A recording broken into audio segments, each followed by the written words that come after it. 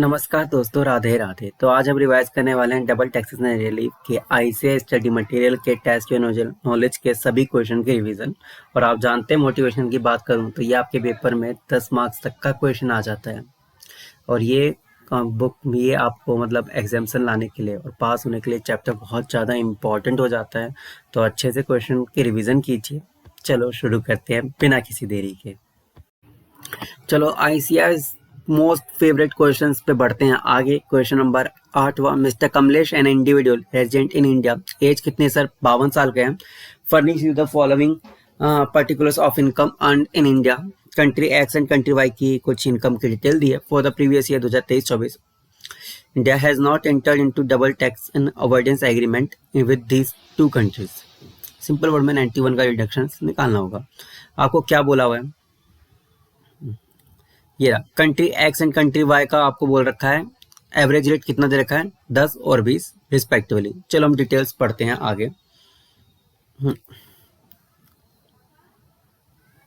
ठीक, क्या दे रखा है? पहले दे रखा है sir income from professional carried और in India. Computation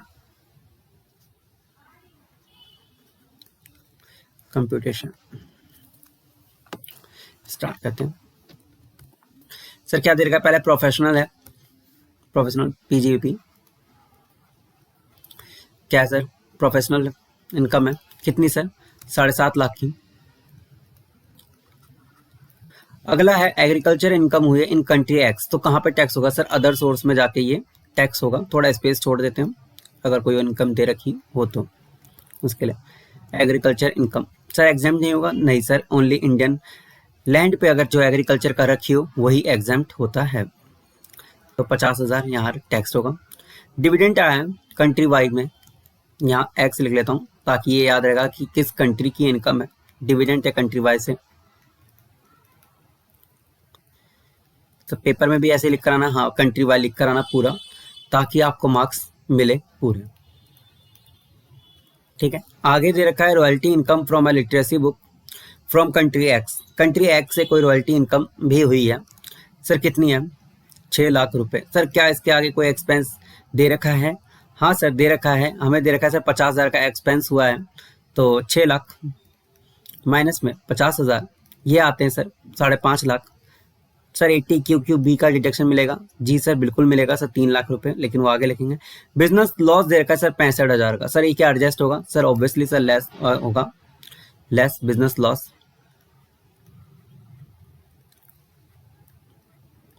business loss कौन सी कंट्री का है? ये वाई कंट्री का है।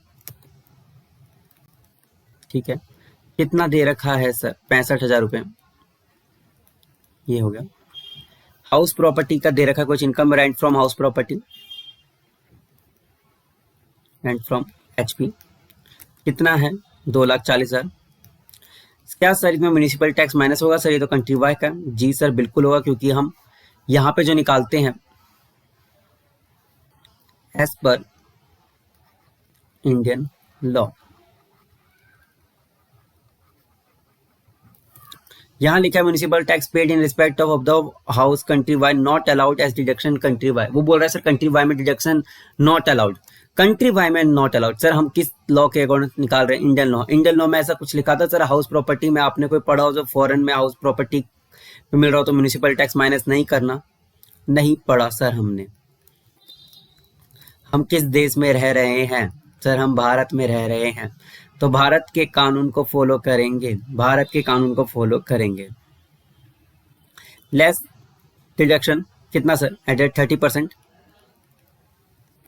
कितना आएगा 30% निकालने के बाद? 69 फेवरेट 1000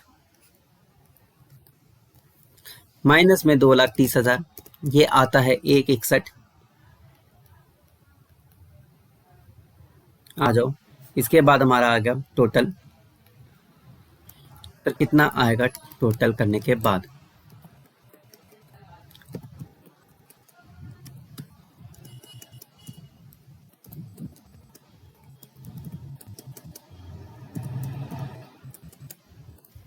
और मैंने आपको इस बार रिवीजन में स्टार्टिंग से एक बात बताते आ रहा हूँ, कमेंट में बताएं जरा क्या बता रहा हूँ कि सर अगर कोई भी रिज्यूमे नहीं बता रखा हो तो हम डिफ़ॉल्ट टैक्स रिज्यूमे में जाते हैं, जो कि इस बार 115 BAC है, जो न्यू टैक्स रिज्यूमे था। लेकिन क्या मेरे को बताओगे, नीचे कोई नोट में दे रखा है, इसमें लिखा हुआ है he opted out of the default tax regime that is 115 BAC। वो ऑप्ट आउट कर रहे हैं, तो इसका मतलब है डिफ़ॉल्ट टैक्स रिज्यूमे के अकॉर्डिंग टैक्स होगा। लेकिन उससे पहले क्या मेरे को कोई डिडक्शन माइनस करना होगा? हाँ सर, 80 QQB का डिडक्शन है रॉयल्टी का 3 लाख रुपए। उसके बाद बनेगा 12,96,000 रुपए। एक मिनट, सॉरी।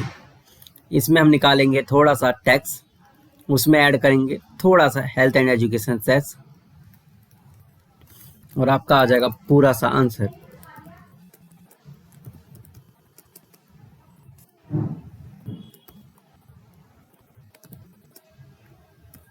ये आ रहा है सर 2,01,300। इसका करेंगे 4%, 8,052 सर, और इसमें ऐड करेंगे 2,01,300। ये आता है सर 2,09,352, 2,09,352। सर मेरे को इफेक्टिव टैक्स रेट बताएं, इफेक्टिव टैक्स रेट क्या हुई?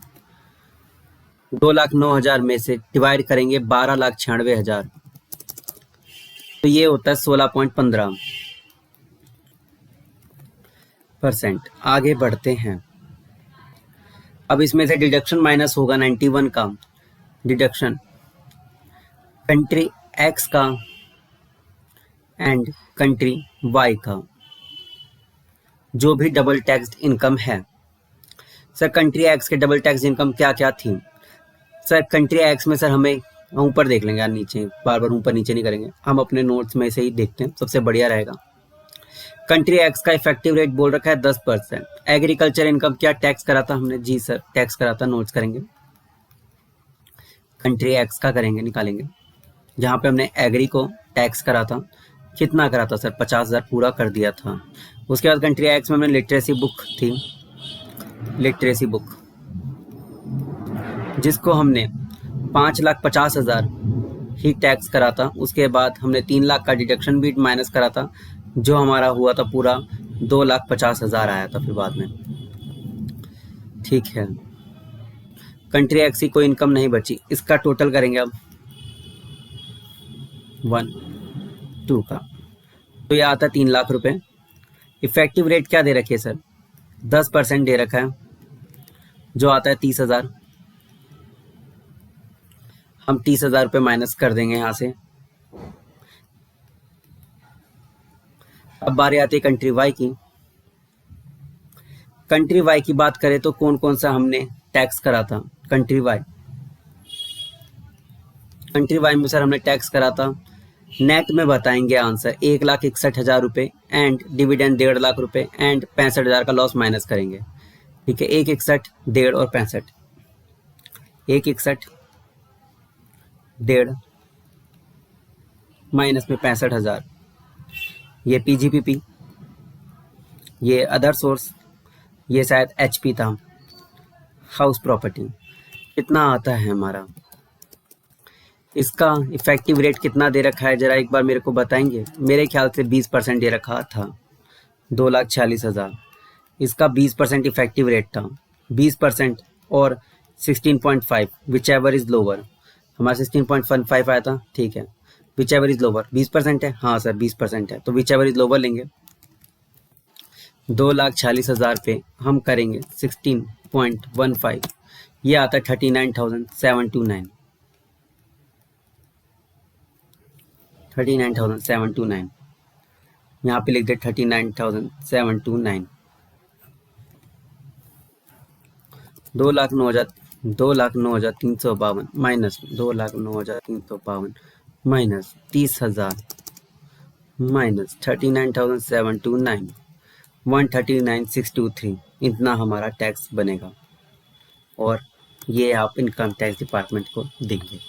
आंसर एक बार चेक कर लेते हैं। म्यूनिसिपल टैक्स जो मैंने बताया था वो है हमारा, फिर उसके बाद एचपी का इनकम आया, ठीक है, 5,50,000 जो बताया था, 50,000 पूरा माइनस करेंगे, ठीक है, पीजीपी ये था, ठीक है।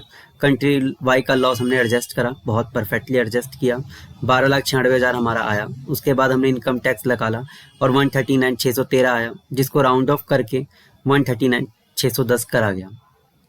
डिडक्शन हमारे इससे हम टोटल कर दिया, टोटल दोनों का हमने अलग अलग करके निकाला था, ठीक है। एग्जैक्टली जो मैंने बताया था कि ये माइनस करा, जितना टैक्स हो रहा है कि लोअर रेट पे वो देखना होता है हमारे यहाँ पे। जो आपको मैं एक चीज़ समझा देता हूँ दोबारा से, जो बच्चों का डाउट आता है कई बार, जैसे आपने ये लिटरेसी बुक देखा था, हमने कितना टैक्स किया था,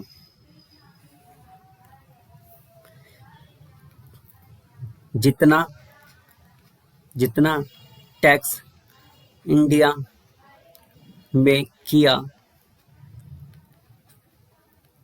उतना का ही डिडक्शन मिलेगा, का ही डिडक्शन मिलेगा। क्योंकि 50,000 as per Indian law allow होता है, as per Indian law, as per Indian law 50,000 वो एक्सपेंस क्या था, as per Indian law 50,000 expense allow होता था और उसका डिडक्शन हमें 3 लाख अलाउ होता था। तो वो माइनस करने के बाद जितना टैक्स इंडिया में किया उतना ही डिडक्शन मिलेगा। चलो अगले क्वेश्चन में बढ़ते हैं। मेरा एक्सीडेंट हो गया है जिसकी वजह से मेरे को बेड पे से पढ़ाना पड़ रहा है और ये पैर मेरे को बड़ा तंग कर रहा है। अब चलो आगे बढ़ते हैं 9th क्वेश्चन पे। मिस्टर अनिल एज है 49 ईयर्स ओल्ड, 49 साल के हैं सर, हमारे रेजिडेंट इंडिविजुअल है, फर्निश करते हैं following particulars bye him in India. कौन कौन सी कंट्री से इनको मिल रहा है? कंट्री एन और इंडिया में इनकम हो रही है, DT डबल ए नहीं है तो 91 का डिडक्शन निकालना होगा। कंट्री एन का इफेक्टिव रेट दे रखा है 18% अगेन, और इन्होंने ही ऑप्टेड आउट, मतलब डिफॉल्ट टैक्स रेजिमा जो कि न्यू टैक्स रेजिमा वो नहीं लिया है, तो ओल्ड टैक्स रेट के हिसाब से टैक्स होगा, ठीक है। तो दोबारा वही हमेशा की तरह कंप्यूटेशन स्टार्ट करते हैं बिना किसी देरी के। कंप्यूटेशन इस बार ऊपर ऊपर से बताऊं या पूरा करें? चलो पूरा ही करते हैं हमसे। प्रोफेशनल फीस सर कितना है? 8.5 लाख रुपए हैं। ये रहा पीजीपीपी। एग्रीकल्चर इनकम सर कितना है? अदर सोर्स यहाँ पे नीचे लिख देता हूँ थोड़ा स्पेस छोड़ के। अदर सोर्स एग्रीकल्चर अग्री 130 का है, 130। Dividend from country and incorporated, country N में ग्रॉस दे रखा है तो हम भी ग्रॉस ही लिखेंगे। डिविडेंड एन कितना है? 85,000 सर। रॉयल्टी दे रखा है आपको 6,25,000, 6,25,000। कोई एक्सपेंस दे रखा है क्या? हाँ 75,000 का एक्सपेंस है। 6,25,000 माइनस में 75,000 सर कहाँ लिखा है 75,000? पढ़ने तो देते सर। ये लिखा royalty income from our literacy book country and 6,25,000, उसके नीचे लिखा expense income for earning royalty 75,000 रुपये। तो ये माइनस हो जाएगा हमारा 6,25,000 माइनस में 75,000, ये आता है 5,50,000, ठीक है। बिजनेस लॉस है कंट्री एन का 1,10,000 लॉस है कंट्री एन, यहाँ ब्रैकेट में ले देता हूँ ताकि अच्छे रहे समझने में। और इसका नेट करेंगे तो कितना आएगा वैसे ही बता दे मेरे को। मेरे ख्याल से अगर मैं गलत नहीं होता हूँ 8 में से 1 जाता तो 7 ही आता है और 5 में से 1 जाता तो 4 ही आता है, तो 7,40,000 ही आएगा अगर मैं गलत नहीं हूँ तो। ये सारी इनकम कंट्री एन की थी, तो बिना किसी देरी के कंट्री एन लिखते हैं। और अगेन यहाँ पे लिख देता हूँ मैं आपकी समझ के लिए, as per Indian law, as per Indian law निकाल रहे हैं। अगर वहाँ पे किसी ने कमेंट पे लिखा कि हमें सर इतना इफेक्टिव रेट दे रखा है, ये दे रखा है, हमें कोई मतलब नहीं। मत देखो उन बातों को जो आपके देश की नहीं है।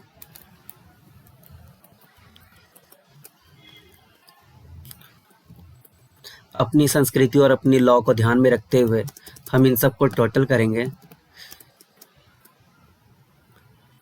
15,05,000 आया। इसके बाद हम क्या करेंगे? डिडक्शन माइनस करेंगे सर। किस सेक्शन में? 80 QQ में करेंगे ऑब्वियसली। कितना सर? 3 लाख रुपए माइनस कर देंगे, 15 लाख। तो 12,05,000 रुपये, अगर मैं गलत नहीं हूँ तो, और आप लोग सही कर भी नहीं रहे हैं मेरे को, ठीक है, गलत तो नहीं कर रहा ना कहीं पे टोटल में, क्योंकि गलती होने पे आप लोग वैसे भी सब्सक्राइब कोई कर ही नहीं रहा है मेरे को, क्या ही बोलें अब हम। ठीक है, अब निकालते हैं टैक्स। ऑब्वियसली ये आया 1,74,000 tax, and health and education cess भी थोड़ा सा ऐड कर ही देंगे, 1,74,000 आया। अब इस पे करेंगे 0.4%, 6,960, और टोटल कितना आता है सर हमारा, 1,74,000 ऐड करेंगे, यह है 1,80,960। सर मेरे को इफेक्टिव टैक्स रेट बता सकते हैं क्या आप मेरे को, इफेक्टिव टैक्स रेट क्या है, यहाँ पे आएंगे इफेक्टिव टैक्स रेट, मैं एक बार लिख देता हूँ कैसे निकालते हैं, ये भी बच्चों, प्यारे प्यारे बच्चों का डाउट रहता है। ठीक है, 1,80,960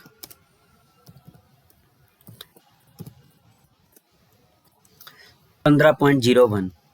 सर कितना इफेक्टिव टैक्स रेट आया, 15.01, जो कि 15% ही मान लिया आप। अब कंट्री एन की कौन कौन सी इनकम थी जो हमने टैक्स किया और टैक्स किया, टैक्स किया और टैक्स किया, डोरा दी एक्सप्लोरा, कंट्री एन की इनकम जरा देखें। अग्री को करा था टैक्स, अग्री को करा था 1,30, उसके बाद डिविडेंड को भी करा था, डीवी को डिविडेंड 85,000,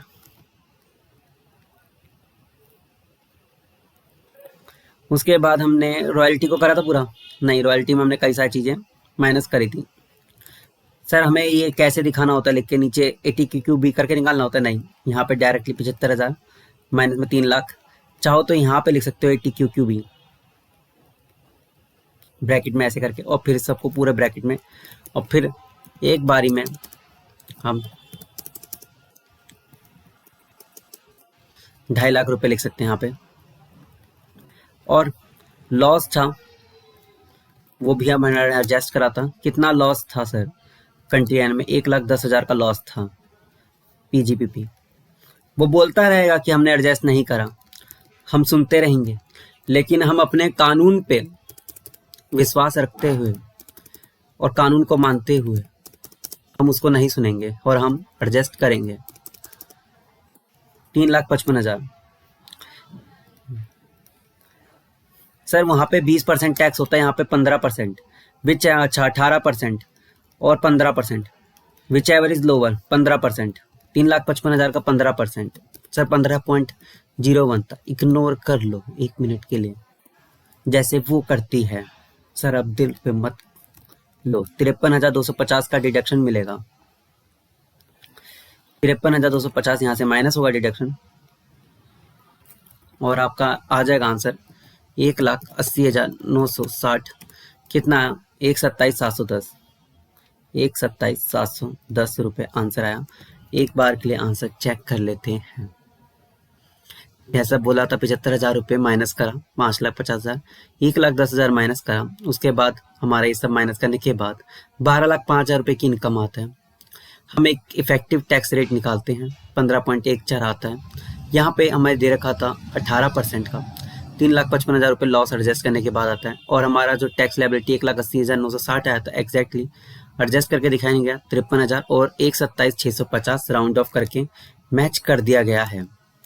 अच्छा उन्होंने 0.17% लिया है, राउंड ऑफ नहीं करा है, आप चाहो तो मत कीजिएगा, आप चाहो तो कर भी सकते हो। सर आपने नहीं किया, कोई नहीं, आप कर लेना, मत कीजिएगा, क्योंकि ऊपर भी देखिएगा तो 2 डिजिट तक आप रख सकते हो, चाहो तो 0.1% निकालते तब भी आपका आंसर मैच है। ठीक है, तो ये जो क्वेश्चन करा रहा हूँ ना, ये ज़्यादा इंपॉर्टेंट है और इस टाइप के क्वेश्चन आते हैं, तो प्लीज़ इनकी प्रैक्टिस जरूर करके जाइएगा। ठीक है, और ये मिनिमम भी 8 मार्क्स तक के क्वेश्चन आते हैं, तो और अपने दोस्तों के साथ जरूर शेयर करें वीडियो, चैनल को सब्सक्राइब करें। चलो अगला क्वेश्चन करते हैं, और ये काफ़ी ज़्यादा अच्छा क्वेश्चन है, मतलब ये क्वेश्चन आपने कर लिया तो ऊपर वाले 2 क्वेश्चन पे काफ़ी ज़्यादा ग्रिप आ चाहिए, तो मतलब दोनों का से भी अच्छा क्वेश्चन है, बाप है मतलब मान लो। Mister Ravi an individual resident in India age कैस 45, उसकी फॉरेन कंट्रीज से भी इनकम आ रही है। कौन कौन सी कंट्रीज है सर? S and T. इस क्वेश्चन में जो खास बात क्या है सर, जो मैंने आपको प्रीवियस क्वेश्चंस में भी बताया, कई सारे क्वेश्चंस में, वो ये कि अगर आपको ये ना बताया गया है कि आपको किस टैक्स रेजिमा में जाना है, डिफॉल्ट या ओल्ड, मतलब सर क्या है सर? पहली बात मैं लिख लेता हूं, डिफॉल्ट टैक्स रेजिमा इस साल के लिए फाइनेंशियल ईयर 23-24 के लिए जो डिफॉल्ट टैक्स रेजिमा है ना, वो न्यू टैक्स रेजिमा है। न्यू टैक्स रेजिमा मतलब कि अगर आप को एमसीक्यू आए और बोला जाए डिफॉल्ट टैक्स रेजिमा से निकालना है, उन्होंने कुछ कम्युनिकेट नहीं करा, कुछ भी नहीं बताया, तो डिफॉल्ट टैक्स रेजिमा रहता है सैलरी एम्प्लॉय केस में। और ऐसे हमने कई सारे क्वेश्चन करे हैं जिसमें डिफॉल्ट टैक्स रेजिमा होता है। लेकिन अगर आपके लिए अब कंसल्टेंसी या टैक्स कंप्यूट करने का क्वेश्चन आता है, जैसे हमारे ये वाला क्वेश्चन है, टैक्स कंप्यूट करना है, टैक्स कंप्यूट करना है और आपको कुछ नहीं बताया है, तो आप दोनों से निकालेंगे, लिखेंगे डिफॉल्ट टैक्स रेजिमा, ठीक है, जो 115 बीएसी का है, and old tax regime, old tax के अकॉर्डिंग भी निकालेंगे। और इस केस में जो हमें ये क्वेश्चन है ना, इसमें बताया नहीं है कि हमें कौन सा रेजिमा बोला हुआ। पहले के दो क्वेश्चन में बोला था कि सर आपको क्या है, ओल्ड टैक्स रेजिमा में जाना चाहते हैं, 115 बीएसी ऑप्ट आउट नहीं करना चाहता।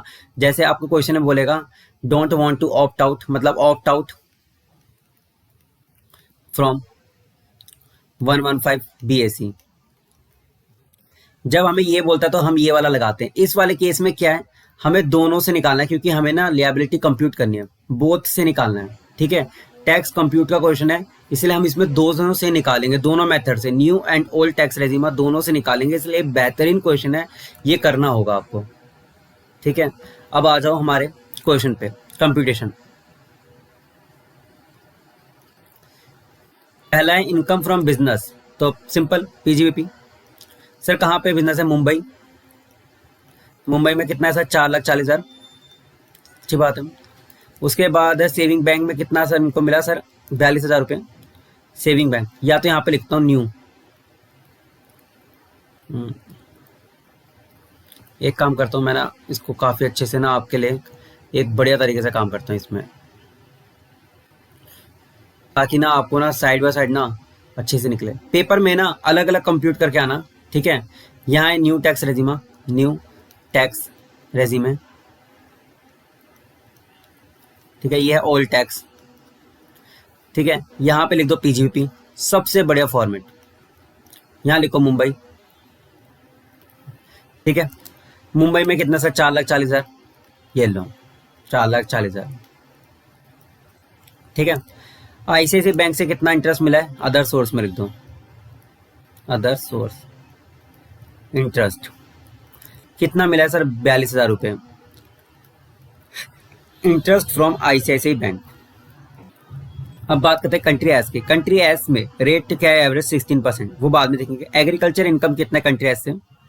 एग्री लिखें और हमेशा की तरह इसमें एस लगा दें, ताकि हमें याद रहेगा आगे कि ये किस कंट्री की इनकम है, और वहीं पे टैक्स में हमें आगे बेनिफिट मिलेगा, ठीक है। 94,000। रॉयल्टी कितनी है सर? 7,80,000 रुपये रॉयल्टी। रॉयल्टी लिखने से पहले क्या सर हमें एक्सपेंस का अलाउ मिलेगा? एक्सपेंस अलाउ का, हाँ जी सर। एक्सपेंस सर 50,000 है, वो माइनस करें। दोनों में old and as well as new दोनों में अलाउड होगा, तो कितना होगा मेरे ख्याल से, तो अगर मैं गलत नहीं हूँ, 7,30,000 रुपये आफ्टर यूजिंग कैलकुलेटर, 7,30,000 रुपये, ठीक है। आगे कंट्री टी में भी कुछ इनकम हुई है, डिविडेंड हुआ है, डिविडेंड हुआ है, वाह, डिविडेंड मिला नहीं, हुआ है 2,65,000 का, 2,65,000। Rent from house situated in country T, municipal tax paid in respect of the above house. ऊपर थोड़ी सी स्पेस है, थोड़ी सी कंजूसी करते हुए। हाउस प्रॉपर्टी कितना था? 3,30,000 रुपये। सर म्यूनिसिपल टैक्स अलाउड होगा? सर बाहर की कंट्री में अलाउड नहीं कर रहे हैं, ये एज पर इंडियन लॉ बना रहे हैं, बाहर अलाउड हो नहीं रहा हो मेरे को मतलब नहीं, यहाँ कौन सा कानून चलेगा? भारत का कानून चलेगा। एक बार और, कौन सा कानून चलेगा? भारत का कानून चलेगा। लेस 30%, 3,20,000, 3,30,000 था, इसमें से 10,000 रुपये हमने माइनस करा, उसका हमने 30% करेंगे तो 2,24,000 टैक्स होगा हाउस प्रॉपर्टी में। 2,24,000 टैक्स होगा हाउस प्रॉपर्टी में। ठीक है, आगे कुछ और नहीं दे रखा है, नीचे आ जाए। अब हमारा टोटल लगा यहाँ पे। ठीक है, क्या है टोटल? 4,40,000, 2,24,000, 42,000 इंटरेस्ट था, 94,000 एग्रीकल्चर इनकम, 7,30,000, 2,65,000, कुछ भूल नहीं रहा हूँ तो 17,95,000 रुपये आएगा। 17,95,000 रुपये आएगा, यहाँ लिख दीजिए।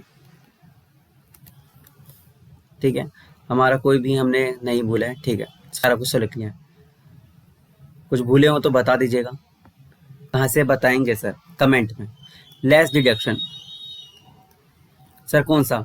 80 QQB का पहले यहाँ पे नहीं मिलेगा, न्यू टैक्स रेजिमा में नहीं मिलता है डिडक्शन। अब उसके बाद क्या होगा? 80 TTA, ये क्या है सर? सेविंग बैंक अकाउंट में भी आपको इंटरेस्ट मिला था तो उसमें 10,000 का आपको डिडक्शन मिलता है। तो 17,95,000 में माइनस करेंगे 3 लाख रुपए, माइनस करेंगे 10,000 रुपये, 14,85,000 रुपये,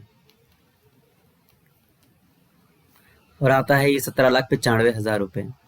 अब सर हमें न्यू टैक्स रेजिमा भी एक बार बता दो क्या है। Tax, health and education cess, यहाँ टैक्स अमाउंट आ जाएगा।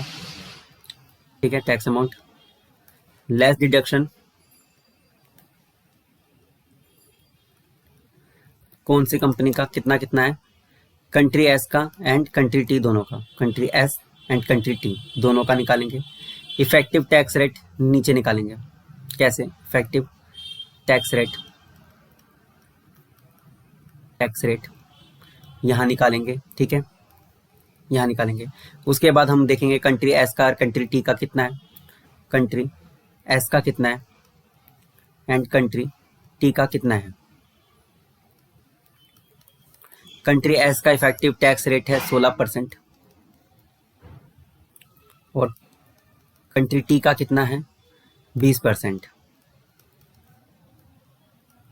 ठीक है, चलो करते हैं। अब न्यू टैक्स रेजिमा क्या है जरा देखो, एक बार मैं आपको पढ़वा देता हूँ।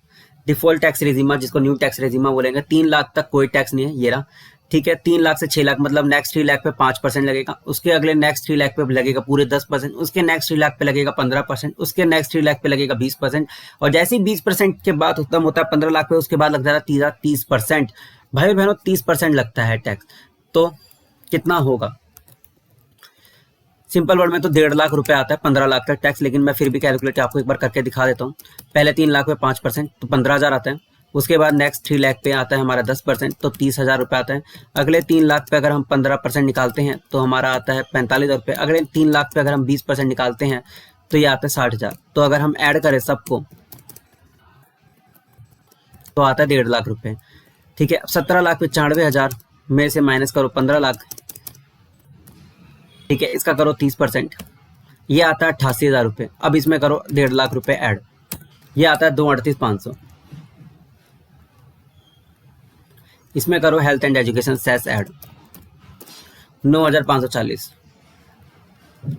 अब करो ऐड 2,38,500, 2,48,40, 2,48,040। अब करो इफेक्टिव टैक्स रेट निकालो, 17,95 सर निकालना पड़ेगा दोनों बार? हाँ जी सर निकालना पड़ेगा, 13.81। इस बार 2 डिजिट तक लेंगे। ठीक है, डिफॉल्ट टैक्स रेजिमा में देख लिया, अब देखते हैं ओल्ड टैक्स रेजिमा में।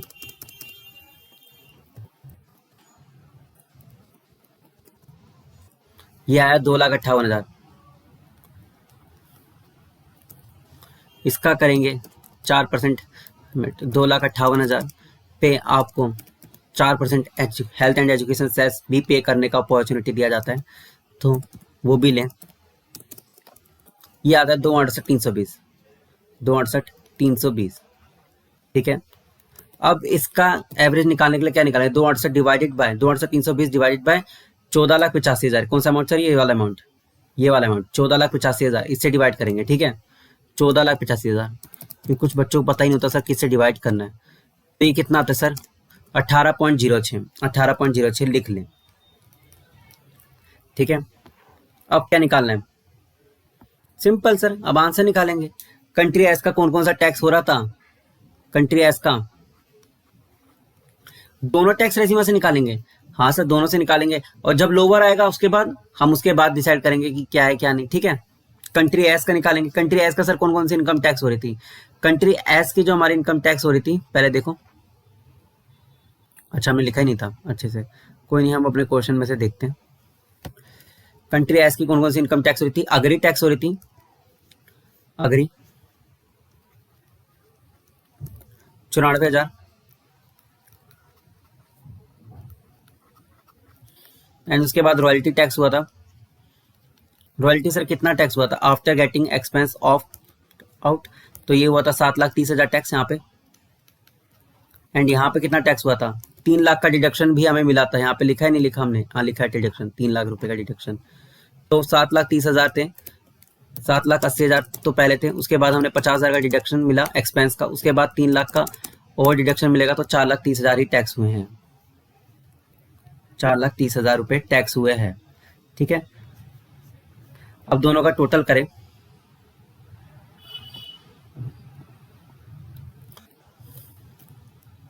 $9,40,000, मिनट 94,000 है या 9,40,000 है, 94,000 है,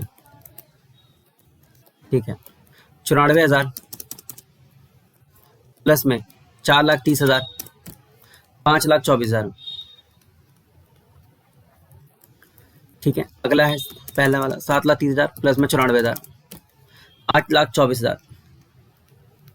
अब क्या था सर, इफेक्टिव टैक्स रेट और ये which ever is lower, sir lower क्या था सर, 13.81 था और 16%, विच एवर इज लोअर क्या होगा सर, 13.81 जीता, यहाँ पे विच एवर लोअर क्या था 16%, तो 5,24,000 का 16% करेंगे तो हमारा जो आंसर आता है वो आता है कुछ 83,840, मतलब यहाँ पे तो हमें मिला 83,840 का डिडक्शन, और यहाँ पे कितने का मिलेगा,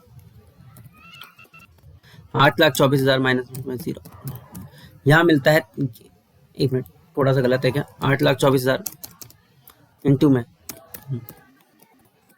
1,13,794, 1,13,794, ठीक है। अब कंट्री शायद टी है मेरे ख्याल से, तो नाम पढ़े, हाँ कंट्री टी है, ठीक है।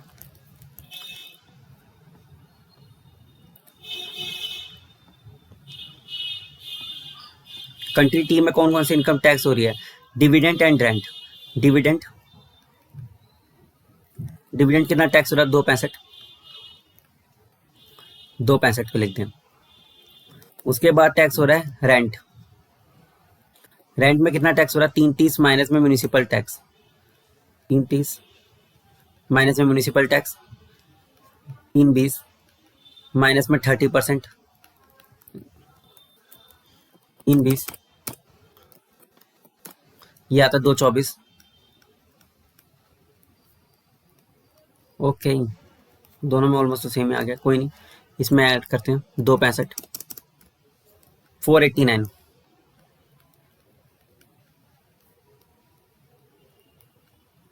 ठीक है। अब यहाँ पे हमें देखना होगा लोअर क्या है, 13.89 और 20%, सर 13.89, तो 13.89 है ना, हाँ 13.81 सॉरी, तो 13.81 से हमें डिडक्शन मिलेगा, इसमें इतने का डिडक्शन मिलेगा हमें, 67,530, यहाँ 531 लिख देते राउंड ऑफ में, ठीक है। अगले वाले में क्या आ रहा है, अगले वाले में आ रहा है 18.06 और 20%, विच एवर इज लोअर, 18.06, 18.06 जीतते हुए 88,313, 88,313। अब करेंगे इसको और इसको ऐड, ये ए प्लस बी, ए प्लस बी सर कैलकुलेशन तो बहुत बड़ी सर, आता भी तो बड़े मार्क्स का सर, 12-12 मार्क्स का आएगा ये क्वेश्चन। 1,13,794, 67,531, 1,81,325, उसके बाद 83,840, 88,313, 88,313, 1,72,153, 1,72,153। ठीक है, तो अब इन दोनों को वहां से माइनस करना होगा। डिडक्शन क्या क्या है यहाँ पे है, टोटल एक बारी में 1,72,153, 153 ये माइनस होगा। और यहाँ पे कितना था, 1,81,325, 1,81,325। टोटल टैक्स हमें कितना पे करने को मिल रहा है, अपॉर्चुनिटी 1,81,325, 66,715 रुपये डिफॉल्ट टैक्स रेजिमा में। एंड ओल्ड टैक्स रेजिमा में अगर हम बात करें तो वो मिल रहा है मौका 96,000 पे करने का, 96,167। तो हमारे लिए न्यू टैक्स रेजिमा या डिफॉल्ट टैक्स रेजिमा इज बेटर। तो हम कौन सा लेंगे, default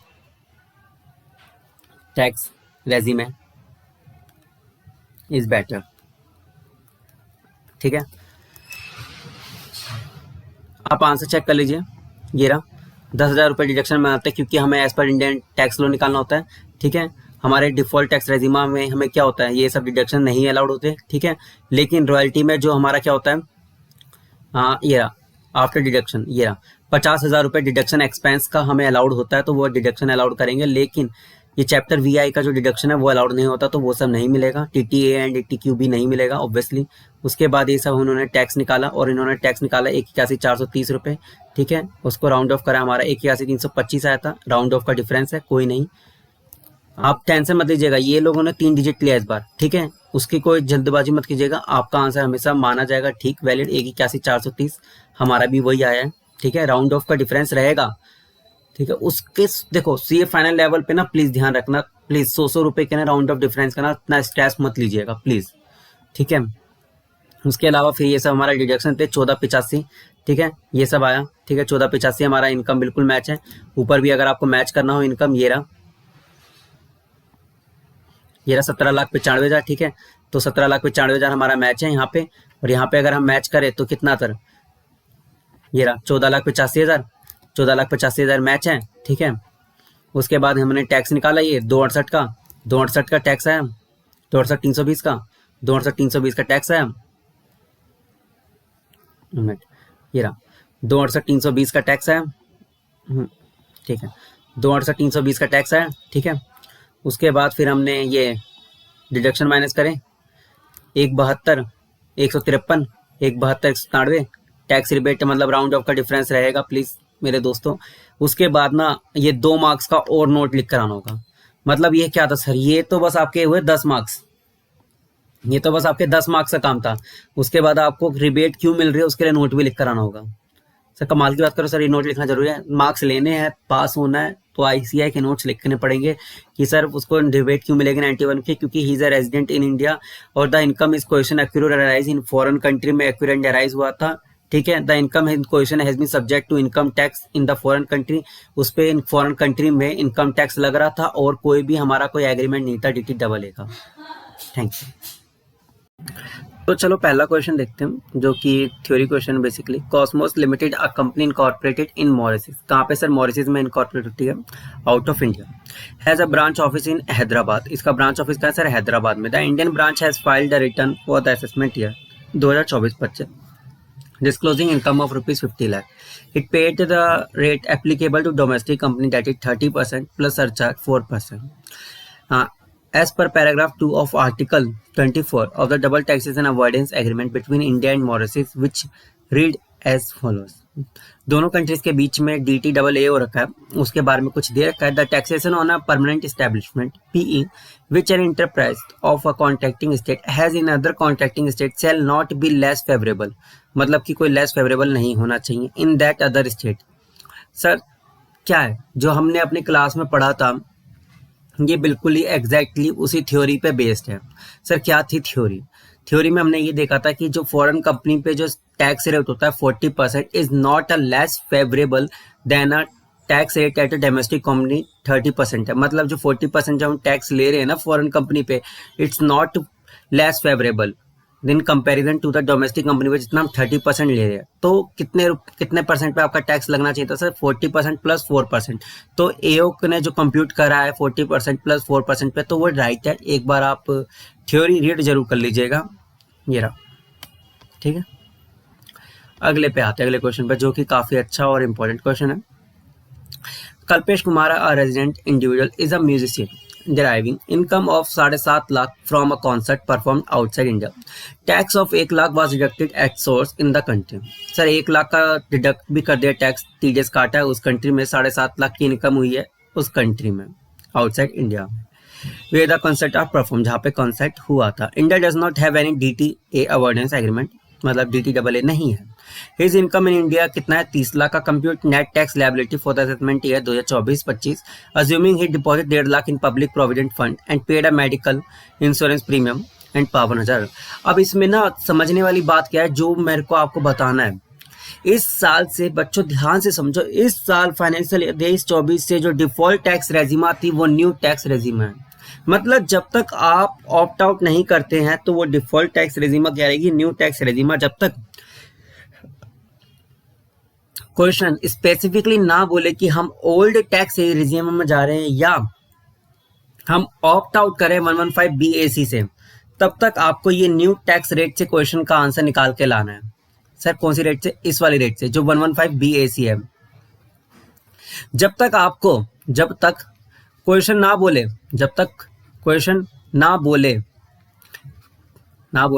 we are opt out from 115 BAC, तो आपको यही टैक्स रेट लगा के आना है, ठीक है। अब जब ये क्वेश्चन आया ना, तो इसमें हमें दोनों स्लैब रेट से टैक्स निकालेंगे और हम अपना गाइडेंस देंगे या कंसल्टेंसी देंगे कि सर आपके लिए कौन सा फेवरेबल है, ठीक है।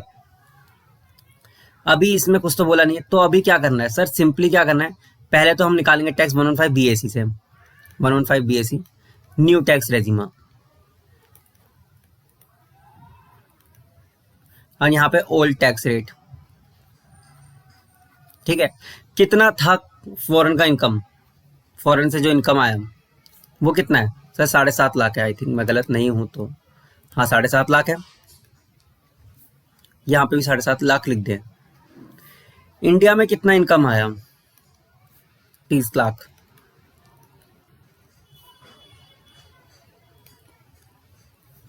टोटल करें, आपका आता है 37,50,000। यहाँ पे भी लिख दे 37,50,000। सर दोनों निकालना पड़ेगा? हाँ जी। अगर स्पेसिफिकली ना बोले कि हम 115 BAC ऑप्ट आउट कर रहे हैं तो आप ओनली ओल्ड टैक्स रेट से निकालेंगे, और अगर स्पेसिफिकली बोला 115 BAC ले रहे हैं तो हम इससे लेंगे। अदरवाइज कुछ नहीं बोला तो डिफॉल्ट टैक्स रेजिमा से MCQ आपको सॉल्व करके आना है, ठीक है। इसके बाद डिडक्शन है 80C की, कितनी सर PPF में? He had deposit 1.5 lakh in PPF, नहीं आएगा, यहाँ आएगा 1.5 लाख। न्यू टैक्स रेजिमा में आपको 80C का डिडक्शन नहीं मिलता है। 80D 50,000 नहीं आएगा, 50,000 भी नहीं आएगा। 80D का डिडक्शन भी ओनली ओल्ड टैक्स रेजिमा में मिलता है। इन्होंने 52,500 कराया था सर, अपर लिमिट तो याद रखो। क्या कर रहे हो मेरे शेरो? 37,50,000। और यहाँ पे कितना आया?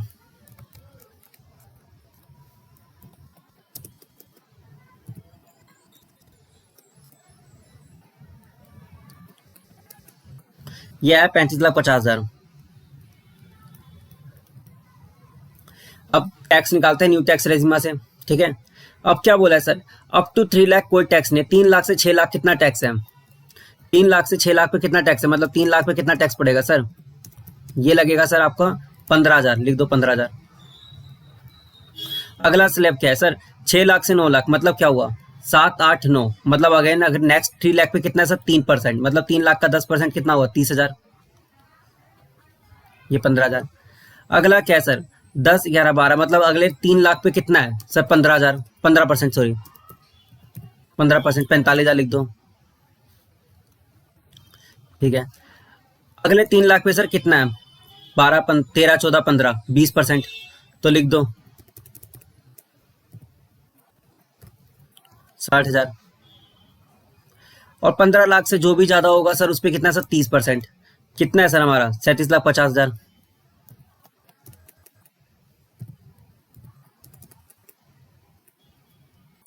मतलब इस पे कितना लगेगा सर? 30% लगेगा। 6,75,000।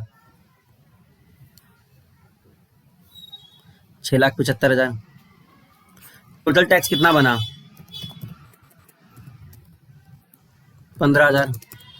30,000 प्लस 45,000 प्लस 60,000। ठीक है, 8,25,000।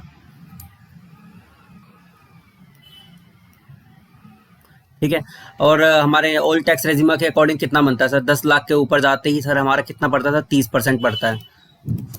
35,50,000 माइनस में 10 लाख, इस पे करेंगे डायरेक्टली 30%, प्लस में करेंगे 1,12,500, 8,77,500। 8,70,500। तो कौन सा बेनिफिशियल है सर? ये वाला या ये वाला? सर ये वाला, तो ये नहीं लेंगे। इस पे करेंगे health and education cess add. कितना सर? 4%। 9,12,600। 9,12,600। तो ये तो हमारा आ गया।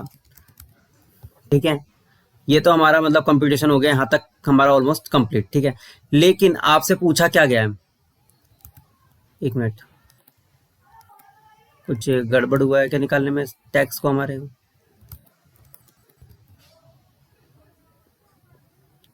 37,50,000। ठीक है, 37,50,000 हमारा यहाँ तक ठीक था।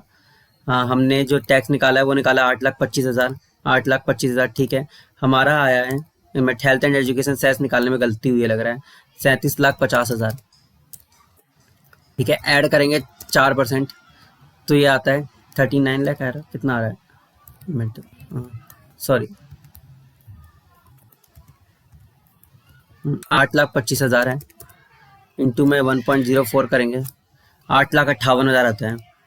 ये हमारे से tax rate health and education add करने के बाद आंसर आएगा 8,58,000। ठीक है, कैलकुलेशन एरर होगी थोड़ी सी, कोई नहीं। 8,58,000 आ गया। ठीक है, अगले ओल्ड टैक्स रेजिमा में हमारा कितना आया? ठीक है, यह है 9,12,000। तो हम तो ये नहीं लेंगे, हम ये ऑप्ट आउट नहीं करेंगे, हम ये नहीं लेंगे। अगले पे आते हैं। अब हमें क्या है? रिलीफ निकालना है। सर कितना रिलीफ मिलेगा इसको? तो पहले तो हम ओल्ड के अकॉर्डिंग निकालेंगे और हमारे में कितना है लोअर लेके हम उसका क्या निकालेंगे सर? डिडक्शन क्लेम कर सकता है। ठीक है, तो चलो करते हैं। हमारा सर निकला कितना है सर? 8,58,000 निकला है। कितनी इनकम पे निकला है? 8,58,000। परसेंटेज निकालो, 37,50,000 इंटू में 100। इनको रिलीफ देनी है 8,58,000। तो हमारे में कितना है? यह है 22.88, 22.88%। और इसका जो कटा था टीडीएस वो इतना कटा था,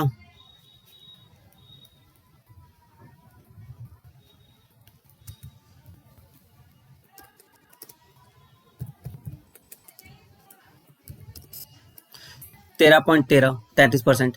अब जो इसको रिलीफ मिलेगी वो कितने पर मिलेगी sir? Which ever is lower. Sir lower क्या है? 33.13%। 33.13% से हम इसको क्या मिल जाएगा सर? रिलीफ मिल जाएगा, डबल टैक्सेशन अवॉइडेंस एग्रीमेंट।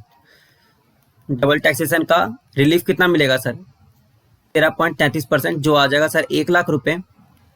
अब 1 लाख रुपए सर माइनस हो जाएगा 8,58,000 में से, और आपको कितना मिलेगा सर? 7,58,000 रुपए टैक्स पे करने का अवसर इनकम टैक्स डिपार्टमेंट को। चलो अब आंसर मैच कर लो। 7,58,000 रुपए हमारा आंसर हो गया मैच। ठीक है, इसमें एक चीज और आपको बताने वाली है, ये सब आप देख लेना, ये कैलकुलेशन का पार्ट निकाल लेना दोबारा। ये एसएससी को क्यों उसको रिलीफ मिलेगा, ये नोट्स बना के आना, क्योंकि इसके भी मार्क्स है पेपर में 1 मार्क्स। ठीक है, 1 से 2 marks. N SSC shall be allowed deduction under section 19(1). क्यों? एसएससी क्या होना चाहिए? रेजिडेंट होना चाहिए, इनकम इनक्योर और अराइज होना चाहिए outside India during the previous year. Such income is not deemed to be accrue or arise in India. मतलब अक्रू और अराइज इंडिया नहीं होनी चाहिए। अगर अक्रू और अराइज इंडिया मान ली जाएगी तो नॉर्मल टैक्स रेट से ही आपको टैक्स पे करना पड़ेगा obviously. The income is not question has been subject to income tax in foreign country in the hand of SSC and the SSC has paid tax on such income in the foreign country. मतलब वो income जब आप उसका relief ले रहे हैं तो उस पे सर इनकम टैक्स भी तो लगना चाहिए फॉरेन कंट्री में। आप ऐसा थोड़ी ना कि सर आपको इनकम टैक्स लग ही नहीं रहा है और आप बोल रहे हो सर रिलीफ लेने के लिए आ गए। सर ऐसा भी नहीं होना चाहिए और कोई एग्रीमेंट भी नहीं होना चाहिए DTAA का। अगर पहले से DTAA का एग्रीमेंट है कि सर आप 5% वो वाली कंट्री लेगी, 5% हम लेंगे, बात खत्म हो गया। फिर 7.5 लाख का 5% दोनों खाओ, है ना। जब ऐसा कोई रिलीफ नहीं दे रखा है, DTA का कोई एग्रीमेंट नहीं हो रखा है, तब आप रिलीफ क्लेम करें। ठीक है, चलो स्टार्ट करते हैं। The following are the particulars of the income earn by Miss Vivita. Third question में दे रखा है कि मिस विविटा है जिसकी फॉलोइंग इनकम दे रखी है आपको। आर रेजिडेंट इंडियन, एज है 25 और आपको क्या बोला सर उसकी टोटल इनकम बतानी, नेट टैक्स लायबिलिटी बतानी, there is no double taxation avoidance agreement, तो डिडक्शन निकाल के दिखानी होगी 91 की। लेकिन उससे ज़्यादा जरूरी बात है जो आपको प्रीवियस क्वेश्चन में मैंने बताया था कि जब भी इस टाइप का क्वेश्चन आया और आपको नहीं बता रखा कौन सा टैक्स रेजिमा दे रखा है या कौन सा टैक्स रेजिमा सेलेक्ट करा है, न्यू या ओल्ड, तो आपको दोनों से कंप्यूट करके आना है ताकि आपको मार्क्स मिले पूरे। ठीक है, तो एक बार जो देख ले डिफॉल्ट टैक्स रेजिमा जो कि हमारा न्यू टैक्स रेजिमा है वही है सर 0 to 3 लाख नील है, 3 to 6 लाख 5% है, 6 to 9 लाख 10% है, 9 to 12 लाख 15% है, 12 से 15 हो जाएगा 20% और 15 लाख से ऊपर जाएंगे तो आपका होगा 30%। ठीक है, चलो स्टार्ट करते हैं, कंप्यूटेशन करते हैं।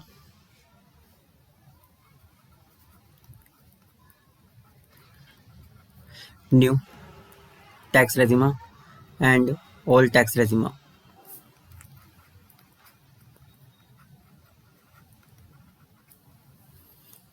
ठीक है, अब देखो इनकम आया कंट्री एल से, कितना है सर 12 लाख रुपए। ठीक है, कंट्री एल मतलब ये क्या हो, फॉरेन की इनकम है।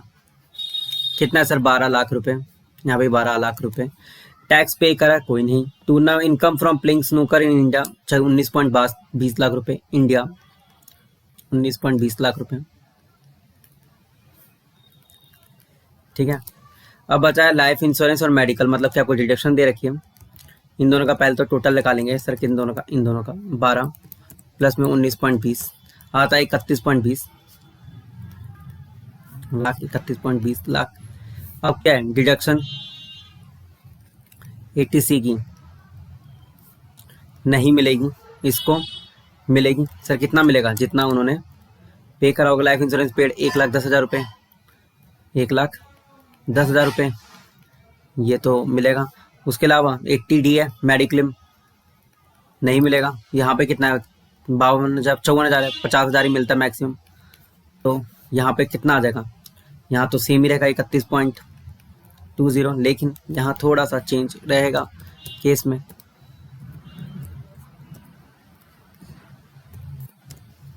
29.6। अब निकालेंगे इसका टैक्स। टैक्स सिंपली एक बार न्यू टैक्स रेजिमा का आप स्लैब रेट देख लीजिए, ये कितना है सर, ये आपका है 3 लाख तक जीरो है। मैं बता देता हूँ ऐसी, अप टू 15 लाख टैक्स कितना होता है। पहले तो 3 लाख से 6 लाख पे कितना टैक्स आएगा सर, 15,000 रुपये टैक्स आएगा। ठीक है, अगले नेक्स्ट 3 लाख पे है 10%, तो आता है 30,000 रुपये। ठीक है, अगले 3 लाख पे पड़ेगा 15%, तो आपका पड़ेगा कितना 45,000 रुपये। अगले 3 लाख पे है आपका 20%, मतलब 60,000 रुपये। ठीक है, तो ये हो गया 1.5 लाख का आपका टैक्स। उसके बाद जो 15 लाख से ऊपर कितनी इनकम है सर, 15 लाख से सर टोटल इनकम हमारी ज्यादा है, 31,20,000 है ना।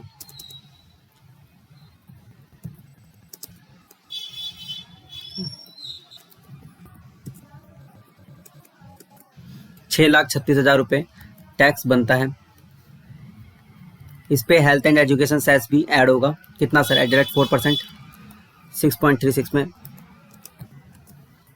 6,61,440, 6,61,440 पूरा लिख लेते हैं इस बार। 29,60,000 है ओल्ड एज रेजिमा में। ठीक है, तो अप टू 10 लाख कितना होता है, 1,12,000, तो 29,60,000 है, माइनस में 10 लाख करें, इसका करेंगे 30% और ऐड करेंगे 1,12,500, टैक्स ऐड करेंगे 7,05,000 और इसमें हेल्थ एंड एजुकेशन सेस हम करेंगे ऐड।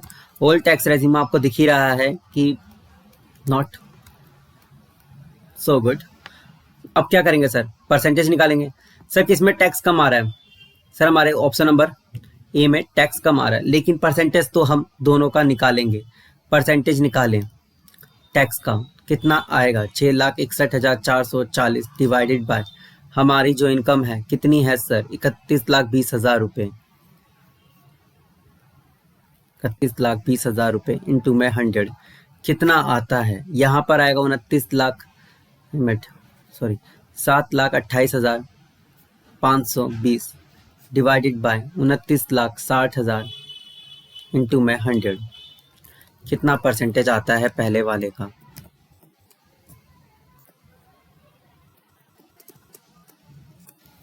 $21.20।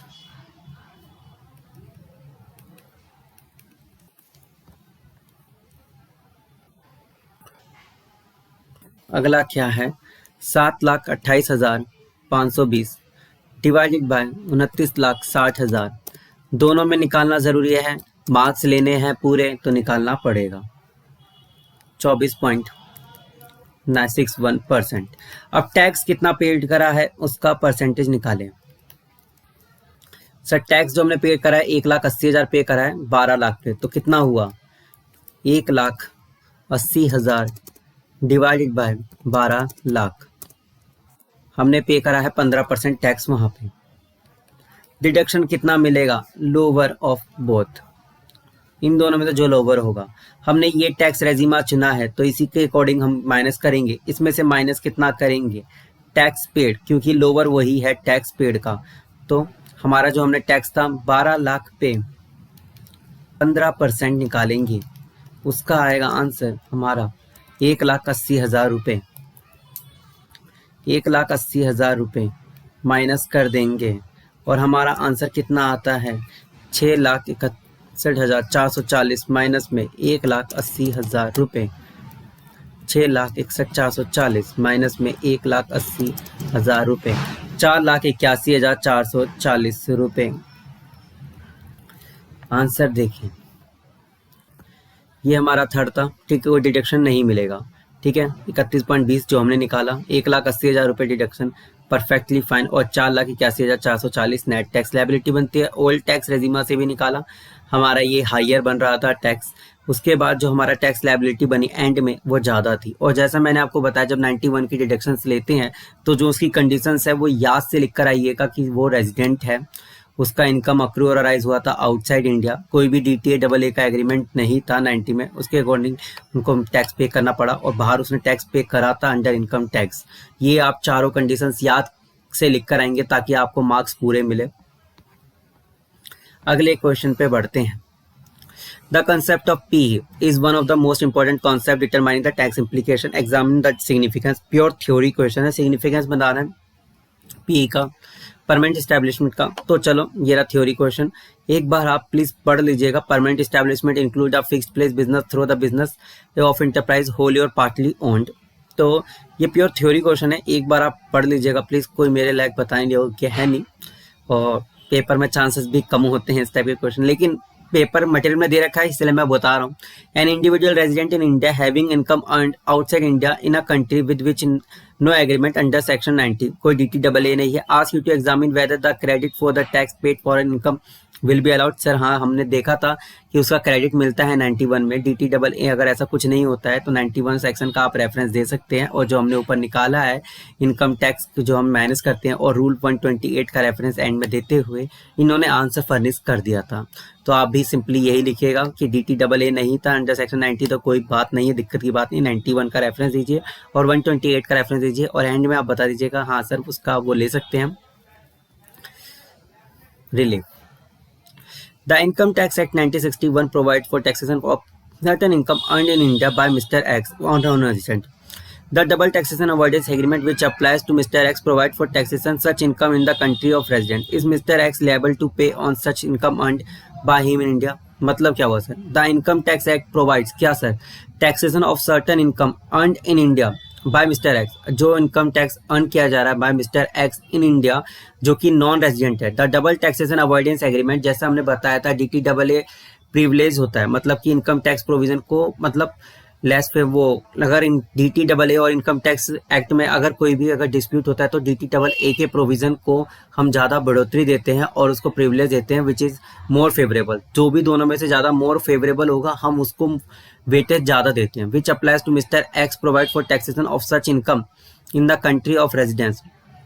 जिस कंट्री में वो रेजिडेंस होगा उसके अकॉर्डिंगली उसको पे करना होगा। तो मिस्टर एक्स तुम्हें कोई पे करने की जरूरत नहीं है, यहाँ पे सही बात है। लेकिन आप ऐसे नहीं लिख सकते, आपको पहले 90 सेक्शन का रेफरेंस देना होगा कि सेंट्रल गवर्नमेंट के साथ has entered double taxation avoidance agreement, उसके साथ आ सकते हैं। लेकिन उसके बाद आपको ये भी दिखाना होगा कि उसका टैक्स रेजिडेंस सर्टिफिकेट उसको ला के यहाँ अपनी गवर्नमेंट ऑफ इंडिया को सबमिट करना होगा। और वो कौन सा फॉर्म होता है सर 10F में हमने क्या क्या चीज़ें भरनी होगी, स्टेटस ऑफ SSC क्या है, पैन जो अलर्ट किया होगा वहाँ पे अगर कोई भी हो, जैसे हमारे इंडिया में तो पैन चलता है, वहाँ पे ऐसा होता है कोई और कार्ड चलता हो जिससे पता चलता हो इनकम टैक्स का प्रूफ या वो आइडेंटिफिकेशन नंबर, तो वो आपको अगर कुछ भी है तो वो आपको फर्निश करना होगा। नेशनलिटी क्या है, ऑब्वियसली ऐसे टैक्स आइडेंटिफिकेशन नंबर, जैसे हमारे यहाँ पैन होता है वहाँ पे कोई और डॉक्यूमेंट हो सकता है, वो आपको फर्निश करना होगा। उसके बाद आप यहाँ पे कंक्लूजन एंड में लिख कर आ जाएंगे कि mister X is therefore not liable to pay tax earned by him in India. कोई भी टैक्स पे करने की आवश्यकता नहीं है उसको इंडिया में, ठीक है। अगला क्वेश्चन काफ़ी ज़्यादा अच्छा क्वेश्चन लग रहा है, लेकिन है क्या सर ये। Arif is a resident of both India and another foreign company. India और फॉरेन कंपनी दोनों का ही owns immovable property in both the countries. दोनों कंट्री मतलब फॉरेन कंट्री में भी और इंडिया में भी इमूवेबल प्रॉपर्टी हेल्ड करता है। उसने अर्न किया 50 lakh from rubber state in the foreign country. Sir foreign country से सर क्या उसको इनकम हुई है, लिख लेते हैं, पता नहीं हम क्वेश्चन क्या है, ठीक है। तो क्या है, immovable property India and foreign country, ठीक है। कंट्री पूरा लिख देते हैं, कंपनी ना समझो आप लोग। अगर मैं इमूवेबल प्रॉपर्टी की बात करूं, इमूवेबल प्रॉपर्टी यहाँ पे भी है, यहाँ पे भी है। सर रबर से क्या इनकम आई है, रबर स्टेट से यहाँ पे आई है 50 लाख रुपए, ठीक है। He has also sold a house property in foreign country. Sir कोई हाउस प्रॉपर्टी सोल्ड कर दिया, HP हाउस प्रॉपर्टी सोल्ड, कितने में सोल्ड आउट करा है, 10 लाख में सोल्ड आउट करा है, यहाँ कुछ नहीं पता। However he has drive the rental income 6 lakh property let out in India Lucknow.